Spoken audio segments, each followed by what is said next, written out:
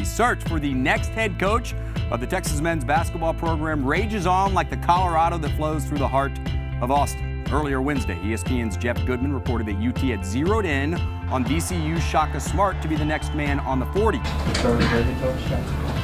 How about talking Shaka? Who's going to be the coach? Shaka.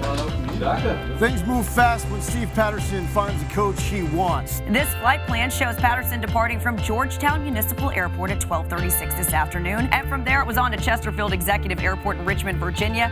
Friday morning, got out of the SUV and boarded that same private jet with Steve Patterson and made his way back to Austin, Texas. When Patterson stepped out of the plane, Shaka Smart was there too.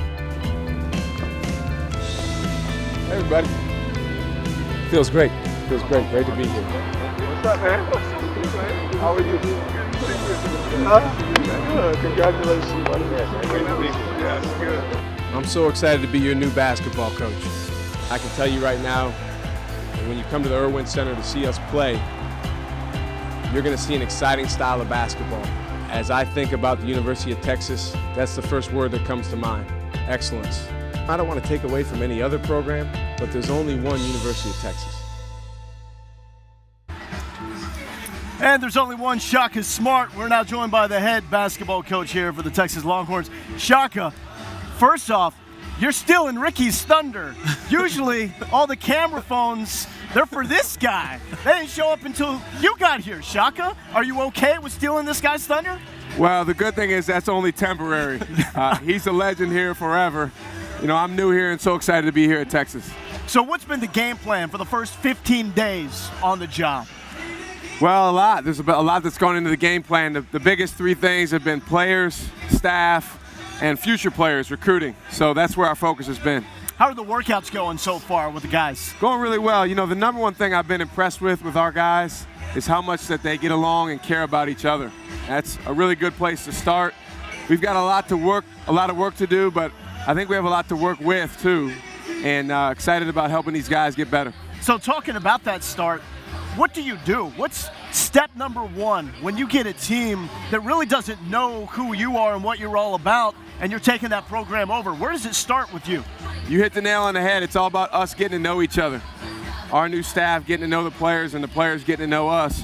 Part of that happens off the court, but a significant part of it is getting into the gym and just getting to know each other. Us knowing their games, them getting to know how we coach, what we emphasize on the floor. And we've been on the court 5 times so far in the last couple weeks. I'm really enjoying getting to know these guys and how they do things.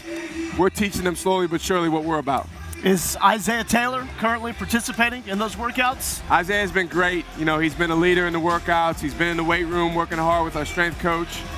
He's done a great job academically.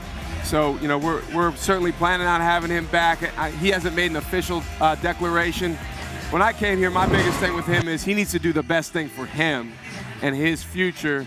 And if he does decide to come back here, we're really, really excited about him being a big part of what we do. So how do you try to win a guy like that over in just 15 days, basically? Well, again, I think the focus needs to be on what's best for the young man and his future, because you only get one opportunity to make the right decision in situations like this. What I've tried to do with him is just let him understand what the relationship will be with me, with our coaching staff, and how we plan to play on the court next season. Yeah, so Shaka, turn the page a little bit. Are you much of a football fan? I'm a big fan of yours, Ricky. Oh. And Good answer. you know, I worked at Clemson and Florida, which are 2 huge football schools.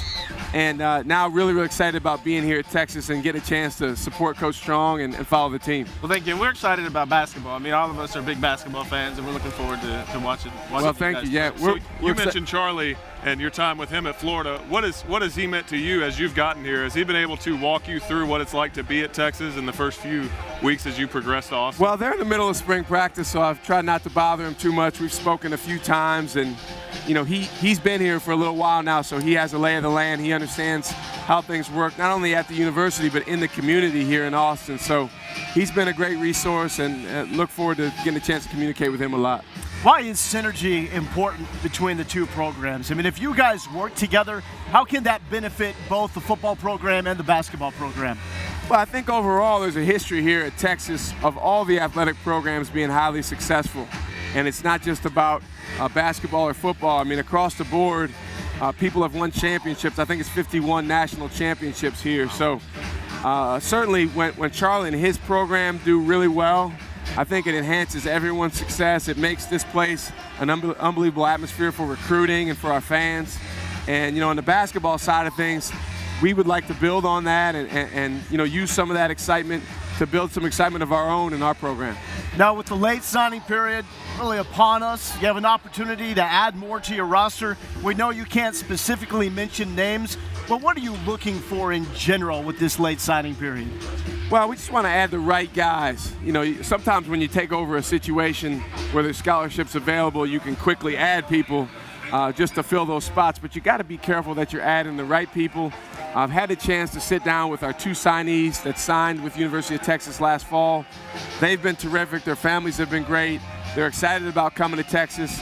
And then we're recruiting quite a few other guys that are in the mix for these last couple scholarships. And when you're going out and you're recruiting, we talked about the sales pitch to a guy like Isaiah. What are you stressing right now about the brand of Texas basketball with you as the head coach? Well, again, I think there's a rich history of success here in basketball.